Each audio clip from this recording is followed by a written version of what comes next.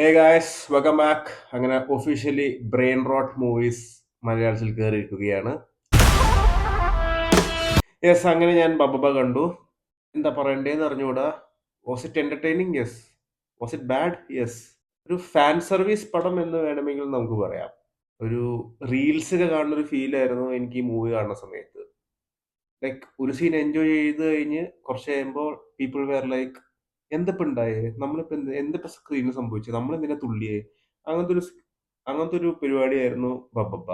ഭയങ്കര ഭയങ്കര ചെറിയൊരു ത്രെഡ്. ആ ത്രെഡിനെ അവര് എങ്ങനെയാണ് ഇത്രയും എലാബറേറ്റ് ചെയ്തത് എന്ന് പോലും മനസ്സിലാവുന്നില്ല.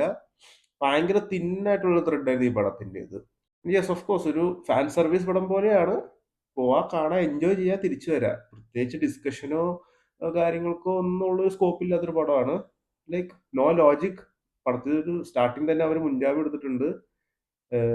No logic only madness. അത് തന്നെ, ലിറ്ററലി അത് തന്നെ. There is no logic. ഒരു സംഭവങ്ങൾ നടക്കുന്നു, അതിന്റെ കൂടെ അങ്ങോട്ട് പോവാ, തിരിച്ചു വരാം. ഒരു ക്യാമിയോ സീനും പരിപാടിയൊക്കെ ഉണ്ട് ക്ലൈമാക്സിൽ.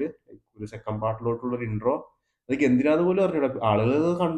ആളുകളൊക്കെ അത് കണ്ടതിന് ശേഷം എന്തപ്പോ നടന്നേ, എന്തിനപ്പോ അത് കാണിച്ചേ എന്നുള്ള സ്കീമായിരുന്നു ബബബയ്ക്ക്. പിന്നെ മോഹൻലാലിന്റെ ഇൻട്രോ സീനൊക്കെ ഉണ്ട്, സൂപ്പർ ആയിരുന്നു. മോഹൻലാലും മഴിഞ്ഞാട്ടം പാട്ടും ഒക്കെ അത്യാവശ്യം ഭയങ്കര ഒരു തിയേറ്റർ എക്സ്പീരിയൻസ് നൈസ് ആയിരുന്നു. ഓവറോൾ ഇറ്റ്സ് എ കണ്ടിരിക്കാൻ ടൈപ്പ് മൂവി. കണ്ടില്ലേലും വലിയ പ്രശ്നമൊന്നുമില്ല. ഇത് കുറെ ആക്ടേഴ്സ് ഉണ്ട്, വിനീത് ഉണ്ട്, ധ്യാൻ ഉണ്ട്, അവരുടെ കുറെ സംഭവങ്ങളുണ്ട്, അവരുടെ തന്നെ കുറെ സ്പൂഫ് പരിപാടി ഉണ്ട്. It's more or less like ഒരു സ്പൂഫ് മൂവി ആയിട്ടും എനിക്ക് തോന്നിയായിരുന്നു. ദിലീപിന്റെ പ്രീവിയസ് മൂവീസിന്റെ തന്നെ ഒരു കുറെ സീനുകളൊക്കെ എടുത്ത് സ്റ്റിച്ച് ചെയ്തെടുത്ത ഒരു പടം പോലെയൊക്കെ ഉണ്ട്. കുറെ റൺവേ റെഫറൻസ്, ലൈക്ക് എന്താ പറയുക, ഫാൻ സർവീസ്. അതിന്റെ അപ്പുറത്തേക്ക് ഒന്നുമില്ല ഈ പടം. ക്ലീഷ ബ്രേക്കിംഗ് എന്നൊക്കെ പറയണ്ടെങ്കിലും അതിലും കുറെ ക്ലീശയൊക്കെ ഉണ്ട്. It's A very loud movie also. ഭയങ്കര ലൗഡ് ആയിട്ടുള്ള ഒരു മൂവിയാണ്.